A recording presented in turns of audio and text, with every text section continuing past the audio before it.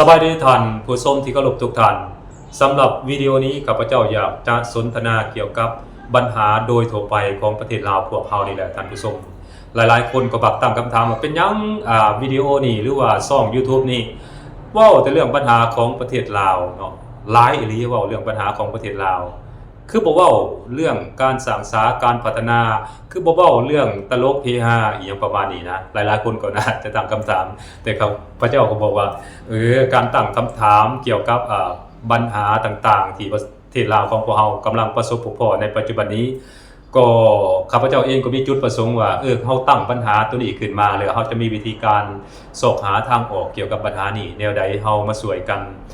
คิดแล้วก็พิจารณานำกันใส่เหตุใส่ผลเนาะแลกเปลี่ยนความคิดความเห็นนำกันแล้วเฮาก็จะสามารถแก้ไขปัญหาเหล่านั้นได้โดยเฉพาะแม่นปัญหาที่ประเทศลาวของพวกเรากำลังประสบพบเจออยู่ในปัจจุบันนี้แหละท่านผู้ชมข้าพเจ้าบ่ได้ตั้งปัญหาขึ้นมาประเทศของพวกเรานี่บ่ดีแนวนั้นแนวนี้เด้รัฐบาลบ่ดีแนวนั้นแนวนี้อันนี้ข้าพเจ้าบ่ตั้งแน่นอนข้าพเจ้าเชื่อแบบ 100% เนาะข้าพเจ้าเชื่อมั่น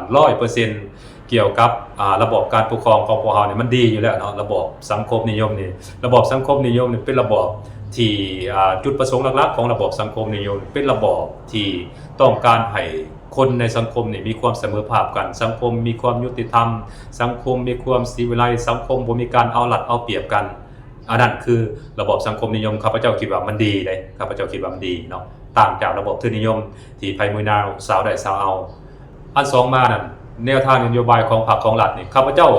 บ่ติเลยมันดีอยู่แล้วเนาะการกำหนดแนวทางนโยบายของพรรคของรัฐนับตั้งแต่กองประชุมสมัยที่1จนมาฮอดสมัยที่12นี่ตามที่ข้าพเจ้าเข้าไปค้นคว้าตามที่ข้าพเจ้าเข้าไปอ่านเบิ่งนี่โอ้มีแต่อันดีๆเลยข้าพเจ้าคิดว่าการกำหนดแนวทางนโยบายของพรรคของรัฐน่ะเป้าหมายหลักๆก็เพื่อเฮ็ดให้ชีวิตการเป็นอยู่เพื่อปกป้องชีวิตการเป็นอยู่ของประชาชนลาวบรรดาเผ่านี้ให้มันดีขึ้นเทื่อละก้าวเทื่อละก้าวจุดประสงค์หลักก็เพื่อประชาชนนั่นแหละอันในเฮาเข้าไปอ่านเบิ่งในแนวทางนโยบายของพรรคของรัฐน่ะเห็นบ่บ่ได้เผื่อผู้นั้นผู้นี้บ่ได้เผื่อกลุ่มก้อนอันนั้นอันนี้ข้าพเจ้าเชื่อ 100% เนาะเชื่อแบบตายใจเลยแต่ว่ามันก็มีปัญหาเกี่ยวกับการพัฒนาการสร้างการสานั้นเพราะฉะนั้นข้าพเจ้าจริงพยายามสอบเอาหัวข้อแต่ละหัวข้อเกี่ยวกับปัญหาการสร้างการสาการพัฒนาการผลิตวัตถุอุปกรณ์ต่างๆอยู่ในประเทศลาวของพวกเรานี่เป็นหยังมันจังบ่ประสบผลสำเร็จคือบ้านเขาหรือว่าประสบผลสำเร็จแต่ว่ามันยังบ่ทันได้เฮ็ดได้ดีเท่าที่ควรคือกับบ้านเพิ่นเมืองฐานนะโดยเฉพาะแม่นการผลิตวัตถุอุปกรณ์การผลิตเครื่องไม้เครื่องมือการผลิตสินค้าในประเทศลาวของพวกเรานี้ถ้าเฮาสมเทียบกับประเทศเพื่อนบ้านแล้วเฮานี่ยังเฮ็ดบ่ได้ดีเนาะเลยก็หลายๆอันผลิตออกมาแล้วก็บ่ได้ขายหลายๆอันผลิตออกมาแล้วก็บ่มีคุณภาพจังซี่นะมันก็เลยว่ามันกลายเป็นปัญหาสำหรับ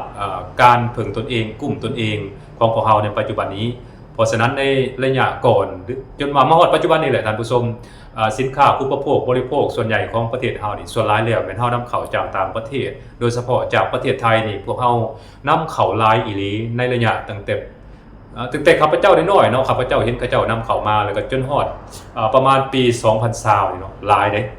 ถัดจากนั้นมาฮอดปี2020หาปี2026นี้ก็เห็นทิศทางการเปลี่ยนแปลงการนำเข้าสินค้านั้นจากต่างประเทศนั้นหลายขึ้นเมื่อก่อนนี่อาจจะนำเข้าจากไทยประเภทเดียวแต่ว่ามาฮอดปัจจุบันนี้ก็นำเข้าจากจีนจากเวียดนามจากมาเลเซียหรือว่าจากเกาหลีอันนี้ก็มีหลากหลายขึ้นเฮ็ดให้พวกเขานั้นถือความบาดได้ยากขึ้นในกรณีหากว่าเกิดสงครามเกิดความขัดแย้งอันนี้ก็ถือว่ามีตัวเลือกในการนำเข้าสินค้านั้นหลายขึ้น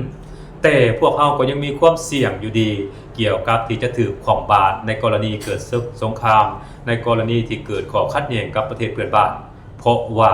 พวกเขายังบ่ทันสามารถผลิตและตอบสนองให้ตลาดอุปโภคบริโภคภายในนี้ได้พวกเขายังบ่สามารถพึ่งตนเองได้เถื่อด้านนี้ซึ่งปัญหาของมันก็มีหลายอันเดียวกันได้ท่านผู้ชมตามที่ข้าพเจ้าสอบถามผู้บริโภคนะก็มักจะว่าสินค้าที่ผลิตในประเทศลาวนี่ส่วนหลายแล้ว1ราคามันสูง2คุณภาพต่ำสินะถ้าเทียบกับประเทศเพื่อนบ้านบ่หมายความว่าบ่มีคุณภาพเลยมีคุณภาพแต่ว่าเทียบกับประเทศอื่นนี่มันยังคุณภาพต่ำอยู่นะยังบ่เท่ากับของประเทศเพื่อนบ้านโภชนาการอีกก็ยังมีปัญหาสินะ การลงทุนเขาในการวิจัยการค้นคว้าเกี่ยวกับการสร้างผลิตภัณฑ์ใหม่ๆของบ้านเฮานี่ก็ยังมีปัญหาอยู่ตัวอย่างสินักลงทุนลาวของพวกเฮานี่บ่มักลงทุนค้นคว้าวิจัยเกี่ยวกับผลิตภัณฑ์ใหม่ๆเพราะฉะนั้นมันจึงเฮ็ดให้ผู้บริโภคนั้นบ่ให้ความสนใจเพราะว่าเจ้าผลิตออกมาบ่ได้คำนึงถึงความต้องการของผู้บริโภคมันก็เลยเฮ็ดให้สินค้าที่ผลิตออกมานั้นขายบ่ออกเนาะอันหนึ่งอันสองมาก็ราคามันแพงแหละอันสิบอกว่าเนาะบัดนี้ผู้บริโภคก็ห่วยอันใดดีมันก็ซื้อเลยเนาะอันใดดีบ่ว่าจะนำเข้าจากต่างประเทศก็แล้วแต่อันใดดีมันก็ซื้อเพราะว่ามันเป็นผู้บริโภคเด้มันก็ต้องเลือกของที่ดีๆที่สุดให้กับตนเองอันนั้นคือปัญหาเกี่ยวกับสินค้าที่ผลิตในประเทศลาวของพวกเรามันมีปัญหานอกจากนั้นก็ยังมีอีกหลายๆปัญหาบ่ว่าจะเป็นปัญหาการตลาดการโฆษณาอีกอย่างประมาณนี้มันก็มีเนาะบัดนี้ข้าพเจ้าอยากเว้าเกี่ยวกับคนลาวพวกเรานี่นะสำหรับคนลาวของพวกเรานี่เฮามักสิได้ยินตลอดเนาะมักสิได้ยินตลอดคนลาวนี่เป็นคนเห็นแก่ตัวบ่มักช่วยเหลือซึ่งกันและกันเนาะเวลาเห็นหมู่หรือว่าเห็นญาติพี่น้องเหตุการณ์ค้าการขายหรือว่าผลิตอันใดอันหนึ่งออกมานี่ก็บ่มักช่วยกันได้บ่มักไปซื้อช่วยกันถึงแม้ว่าสิไปซื้อนี่นะถึงแม้ว่าสิไปซื้อช่วยก็ต่อแท้ต่อว่าเนาะต่อราคาเนาะต่อราคาเอาแท้เอาว่าจนว่าขายเกือบบ่ได้จนเกือบบ่มีกำไรอ้างเหตุผลว่าโอ้ยคนกันเองเห็นบ่มันเป็นอย่างนั้นนี่นับไปก็หันก็ติดหนี้เนาะติดหนี้แล้วโดนไปก็บ่ใช้ลืมไปเลยบัดบ่เว้ากันแล้วก็ผิดเถียงกันแล้วบัดนี้อันนี้ก็มีคือกันบัดนี้เวลาเพิ่นมีเงินสดเฮ็ดได้บัดนี้เวลาเพิ่นไปซื้อนํผู้อื่นเฮ็ดได้ล่ะบัดนี้เวลาเงินสดไปซื้อนํผู้อื่นเวลาไปซื้อนํผู้อื่นนี่ปักแพงๆนี่ก็บ่ต่อเห็นบ่มันเป็นอย่างนั้นนี่นอกจากนั้นแล้วก็ยังมีการย่านเลือกันย่านผู้นั้นได้ดีย่านผู้นี้มีกลัวเห็นบ่เฮามักได้ยินคำเว้าไปซี่มาโดยตลอดบ่มักช่วยเหลือกันบ่มักอุดหนุนกันอันนี้ก็เป็นจุดอ่อนของคนลาวเฮาอีกอันหนึงเป็นคนเห็นแก่ตัวกันสิบ่เนาะบ่ค่อยให้โอกาสผู้ผลิตเนาะบ่ค่อยให้โอกาสสินค้าลาวในตลาดภายในเนาะเห็นบ่ผู้บริโภคบ้านเฮานี่ก็สำคัญเนาะบ่ค่อยให้โอกาสบาดเว้าไปเว้ามาโอ้ยข่อยหาซื้อบ่เห็นลังเทื่อก็ดีเนาะก็ว่าได้นั่นสินค้าลาวนี่ข่อยอยากซื้ออยู่แต่หาซื้อบ่เห็นเด้ก็เป็นนั่นก็มีเด้แต่ความจริงมันก็มีแหละมีบักหลายเนาะเพราะว่าจะเป็นน้ำยาล้างสบู่อีหยังต่างๆก็มีตามที่ข้าพเจ้าสังเกตเห็นนับไปกว่านั้นนี่เวลาเห็นผู้อื่นโดยเฉพาะหมู่คู่ญาติพี่น้องก็แล้วแต่เนาะได้ดีมีหน้าโอ้ยก็คิดอิจฉาริษยาบักเบียดเด็กก็ไปแนะนำให้ผู้อื่นโอ้ยบ่ต้องไปซื้อน้ำมันเด้อแนั่นนี่ไปซื้อน้ำผู้อื่นผู้มันก็มีแนั่นก็มีอีกเด้อันแบบสี่ก็ว่าง่ายๆก็บ่ค่อยมักอุดหนุนกันส่วนหลายแล้วผู้ที่มาซื้อสวยล้วนแล้วแต่เป็นคนแปลกหน้าล้วนแล้วแต่เป็นคนบ่ฮู้จักที่มาซื้อสวยทั้งนั้นข้าพเจ้าอยากบอกว่าคนลาวเฮาเนี่ยมันบ่มีจิตใจชาตินิยมจักหน่อยเนาะเห็นแก่ตัวเกินไปอันนี้ข้าพเจ้าเว้าขอโทษขออภัยเด้เว้านี่บ่หมายก็ว่ามันเป็นเหมือนทุกคนดีก็มีหลายอันข้าพเจ้าเว้าผู้มันเป็นเนาะก็บ่ให้ดราม่าใส่กันเนาะอันบ่อยากให้เว้าในนั้นเนาะอันนี้ตามที่ข้าพเจ้าสังเกตเห็นหั่นน่ะก็บ่ค่อยมักให้โอกาสกันปานใดเนาะมันแตกต่างจากจีนจากเวียดจากญี่ปุ่นเนาะแตกต่างจากจีนจากเวียดจากญี่ปุ่นข้าพเจ้าขอยกให้เห็นตัวอย่างบางประเทศที่เขาสามารถปลูกฝังจิตสำนึกชาตินิยมได้โอ้ข้าพเจ้าเห็นแล้วย่องย่อชมเชยสรรเสริญเขาเจ้าอีหลีได้ยกตัวอย่างว่าเวียดจีนญี่ปุ่นเกาหลีนี่นะประเทศเพื่อนบ้านเฮาใกล้ๆไทยก็คือกันเนาะคันว่ามีปัญหาอยู่นอกประเทศหรือว่าคันมีเรื่องเกี่ยวกับต่างประเทศโอ้เขาเจ้าร่วมตัวกันอีหลีได้เนาะเขาร่วมตัวช่วยเหลือกันสู่เห็นบ่มันเป็นอย่างนั้นเลยเรื่องพิษเถียงกันภายในเอาไว้ก่อนสู่กับต่างประเทศก่อนสู่กับศัตรูก่อนแต่คนลาวเขานี่เซิร์นบ่แม่นนั้นสู่ไปผู้เดียวกันมีปัญหาก็ดิหนีเอาตัวรอดแล้วมันเป็นลักษณะแบบนี้อันนี้คือปัญหาชาตินิยมนี่หลักๆเลยข้าพเจ้าขอยกตัวอย่าง2ประเทศคือเวียดนามกับจีนนี่นะเวลามันมาเฮ็ดเวียกอยู่ประเทศลาวพวกท่านสังเกตเห็นหยังเครื่องนุ่งของถือเครื่องใช้ของซอยอีหยังต่างๆของใช้ชีวิตประจำวันของเขานะเขาขนมาแต่ประเทศเขาหมดเอามาใส่อยู่ในประเทศลาวหมายความว่าคนเขาไปฮอดใช้เครื่องใช้ของซอยเขามันไปฮอดเห็นบ่ว่าจะเป็นกุ๊บใส่หัวนี่มันก็เอามาแต่เวียดเสื้อเกิบอีหยังต่างๆก็เอามาแต่เวียดน้ำซีอิ๊วน้ำปลาแป้งนัวอีหยังต่างๆกะปิต่างๆกินของเวียดเบิดเนาะมันบ่กินเด้ของประเทศอื่นเห็นบ่มันสวยสนับสนุนกัน ช่วยเหลือกันคันสินค้าบ้านเขามันสามารถอยู่รอดปลอดภัยได้นั่นมันก็แสดงให้เห็นว่าประเทศเขามันก็รอดจีนก็เช่นเดียวกันเนาะออกไปต่างประเทศนี่หัวน้อยดอกจีนมันสิเว้าภาษาประเทศอื่นบ่ค่อยเว้าส่วนหลายมันสัตว์ภาษาจีนเบิดเนาะเห็นบ่มันเป็นลักษณะแบบนั้นอันนี้เขาเอิ้นว่าความภูมิใจในชาตินิยมของตนเองเนาะมันบ่คือบ้านเฮาไปตกหมู่แห้งเป็นแห้งตกหมู่กาเป็นกาเนาะเห็นบ่ไปบ้านอื่นย่านแต่ถึกย่านแต่เขาว่าเป็นคนลาวย่านแต่เขายังก็เอิ้นว่า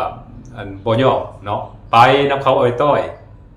เห็นบ่ตกหมู่แห้งเป็นแห้งตกหมู่กาเป็นกาหรือว่าสุกหน้าใดกินงานั้นอันนี้มันก็มีเนาะบ่แม่นข้าพเจ้าว่าเอาได้พบการสังเกตก็เห็นบ่แม่นข้าพเจ้าว่าเอาเนาะมันปัญหาเรื่องการปลูกฝังจิตสำนึกชาตินิยมนั้นมันมีน้อยหลายคนลาวเวลาออกไปต่างประเทศข้าพเจ้าสังเกตเห็นว่าบ่รู้สึกว่าภูมิใจในความเป็นชาติของตนเองเลยความเป็นชาติลาวนี่นะข้าพเจ้าสังเกตบ่เห็นหรือมันอาจจะมีก็ได้แต่ข้าพเจ้าสังเกตบ่เห็นเองเพราะว่า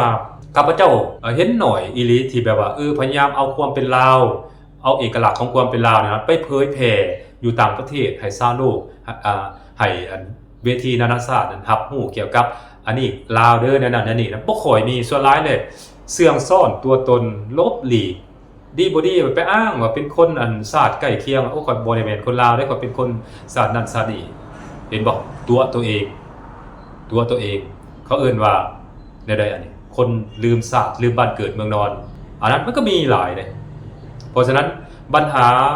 บ้านเฮานี่นะโดยเฉพาะแม่นปัญหาเกี่ยวกับการส่งเสริมการช่วยเหลือซึ่งกันและกันการให้โอกาสสินค้าภายในประเทศหรือว่าการให้โอกาสสินค้าที่พวกเราสามารถผลิตได้ภายในประเทศของคนลาวเฮาเองยังมีน้อยอีหลีท่านผู้ชมยังมีน้อยอีหลีบางรายการก็หลายๆรายการในปัจจุบันนี้คนลาวเฮาก็สามารถผลิตได้เนาะแต่ก็ยังมีการลักลอบการนำเข้ามาขายก็ยังมียกตัวอย่างข้าพเจ้าขออนุญาตยกตัวอย่างเนาะขอโทษขออภัยนำเด้อยกตัวอย่างน้ำทิพย์นี่ตามข้าพเจ้าจื่อบ่ผิดนี่มันน่าจะแม่นยี่ห้อน้ำดื่มของไทยเห็นบ่อันที่จริงนี่เฮาก็บ่ควรนำเข้ามาก็ได้เมื่อก่อนได้นำเข้ามาแต่ว่าปัจจุบันนี้น่าจะผลิตอยู่ในลาวแล้วน่าจะเปิดสาขาผลิตอยู่ในลาวเนาะอันนี้ข้าพเจ้าคิดว่ามันจำเป็นบ่ต้องได้นำเข้ามาเห็นบ่เพราะทั้งที่ว่าประเทศลาวของพวกเฮานี่ก็สามารถผลิตน้ำดื่มได้แบบหลากหลายเด้แล้วก็หลายยี่ห้อด้วยกันอีกเห็นบ่ยี่ห้อดีๆก็มีเนาะยกตัวอย่างโลมาคัมบ่น้ำดื่มกางหัวเสืออีหยังต่างๆ Amazing บ่อีหยังพวกนี้ก็มีหลายเด้แต่ว่าก็ยังบ่วายโดยเฉพาะพวก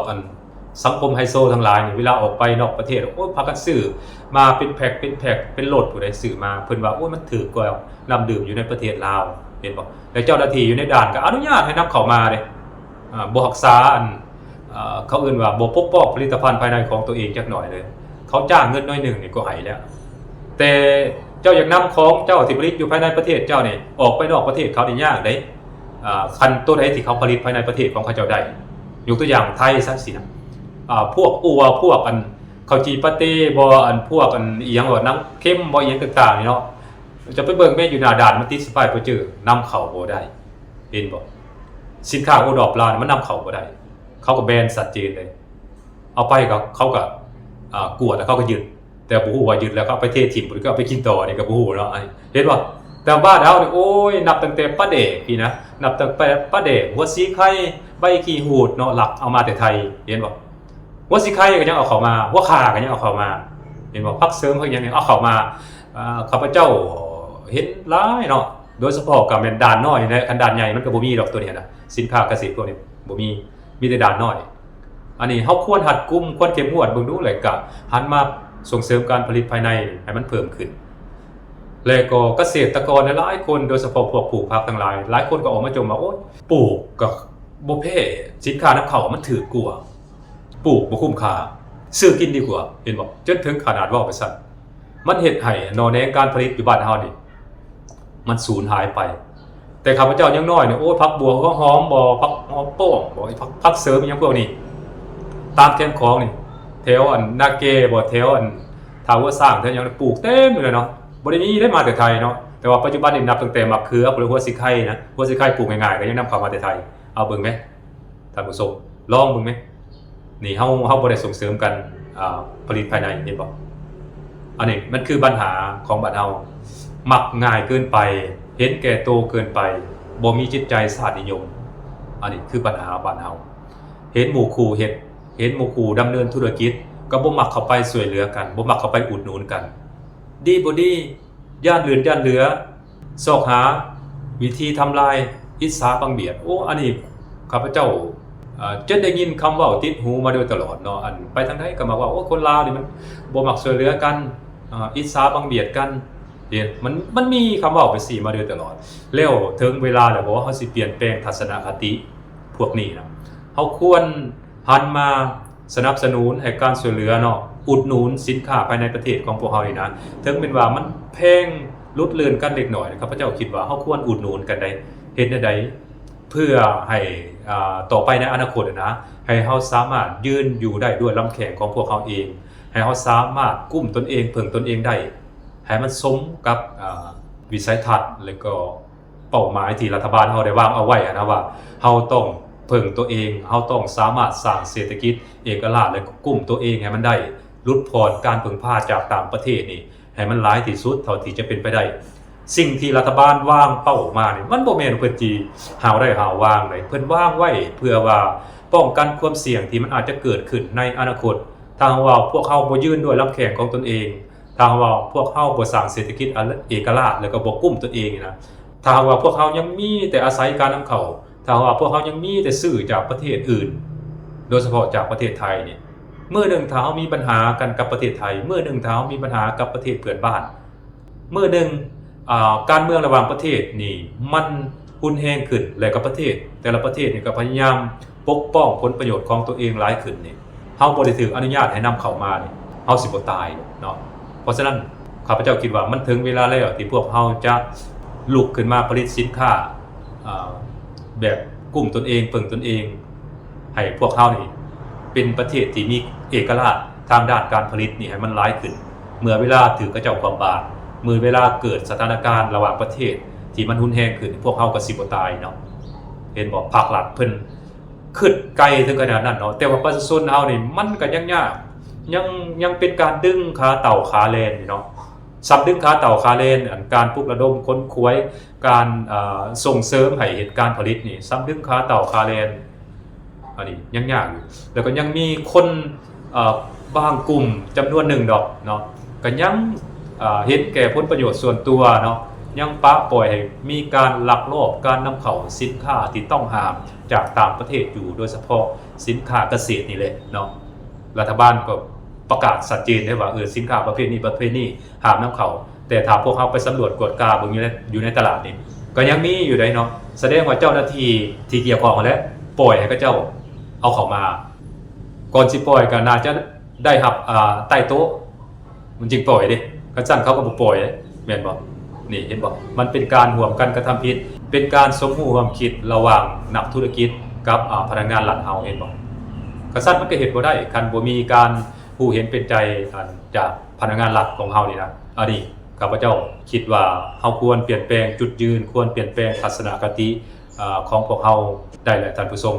พวกเฮาควรมีจิตใจเป็นชาตินิยมนี่หลายขึ้นควรหันมาอุดหนุนช่วยเหลือคนลาวเฮาที่มีฐานแห่งบุบซอดทางด้านการผลิตนี่ให้มันหลายขึ้นและก็เช่นเดียวกันข้าพเจ้าก็ขอเรียกร้องมายังบรรดานักธุรกิจลาวทั้งหลายโดยเฉพาะผู้ที่ผลิตสินค้าอุปโภคบริโภคทั้งหลายนะพวกท่านต้องได้ลงทุนใส่เกี่ยวกับการปรับปรุงคุณภาพสินค้าของพวกท่านนี่ให้มันหลายที่สุดเท่าที่จะเป็นไปได้พวกท่านต้องยอมเสียเงินเข้าไปใส่ในการค้นคว้าวิจัยซอกหู้เกี่ยวกับความต้องการของผู้บริโภคให้มันหลายๆเพื่อเฮ็ดให้สินค้าที่พวกท่านผลิตออกมานั้นมันตอบโจทย์กับผู้บริโภคได้เห็นบ่หนึ่งมาเลยต้องปรับปรุงทางด้านคุณภาพก็คือด้านปริมาณอันสองมานี่ต้องมีอย.รองรับเดี๋ยวนี้คนมันก็มีเงินมีคำหลายขึ้นเนาะตัวใดที่บ่มีอย.เขาก็บ่อยากกินเลยเห็นบ่อันนี้ก็บ่อยากให้ถือเบาหลายเกินไปเนาะเฮาต้องลงทุนใส่ด้านนี้และที่สำคัญอย่าพาวกำหนดราคาสูงหลายจนเกินไปในกรณีที่หรือว่าในขณะที่สินค้าของท่านนั้นยังบ่ทันสามารถตีตลาดได้เนาะต้องเอากำไรหน่อยก่อนเนาะต้องมีการกำหนดต้นทุนกำหนดกำไรกำหนดราคาอย่างชัดเจนให้สามารถตีตลาดได้ก่อนจึงคอยปรับปรุงด้านอื่นไปทีละก้าวเห็นบ่และที่สำคัญอีกอย่างหนึ่งก็คือพวกท่านทุกไส้ประเทศลาวเป็นฐานการผลิตสนองให้ตลาดภายในพร้อมและก็ส่งออกไปขายอยู่ต่างประเทศพร้อมท่านผู้ชมอันนั้นนักธุรกิจภายในของพวกเราควรเห็น ข้าพเจ้าก็เห็นสินค้าอุปโภคบริโภคของประเทศลาวหลายประเภทหลายรายการด้วยกันเป็นสินค้าที่มีคุณภาพดีๆเนาะแต่ว่าอยู่ประเทศลาวของพวกเฮาเนี่ยเมื่อก่อนก็ยังบ่ทันเห็นขายแต่ว่าเดี๋ยวนี้มีขายหลายแล้วคุณภาพดีได้กินก็แซ่บเนาะแต่ว่าบังเอิญส่งออกไปต่างประเทศเบิดแต่ว่าอยู่ภายในเพิ่นบ่มีเนาะและอันหนึ่งที่ควรเน้นในการผลิตนั่นก็คือสินค้าอุปโภคบริโภคหรือว่าสินค้าที่ใช้ในชีวิตประจำวันยกตัวอย่างว่าเกลือแป้งนัวน้ำปลาน้ำซีอิ๊วมีไว้พวกนี้นะนี่พวกท่านต้องลงทุนผลิตสินค้าประเภทนี้ให้มันหลายๆเพราะพวกนี้มันต้องกินต้องใช้ในแต่ละมื้อนะข้าพเจ้าเชื่อได้ว่าถ้าพวกท่านนะครับบ่ถอยหลังเนาะบ่หยุดเซาแล้วก็หมั่นพัฒนาผลิตภัณฑ์ของพวกท่านไปเรื่อยๆนั้นแน่นอนข้าพเจ้าเชื่อได้ว่ามันจะประสบผลสำเร็จอย่างแน่นอนเนาะมันจะได้รับการตอบรับจากสังคมลาวจากผู้บริโภคลาวอย่างแน่นอนท่านผู้ชมผู้บริโภคก็ควรให้โอกาสผู้ผลิตนำเช่นเดียวกันท่านผู้ชมสบายดี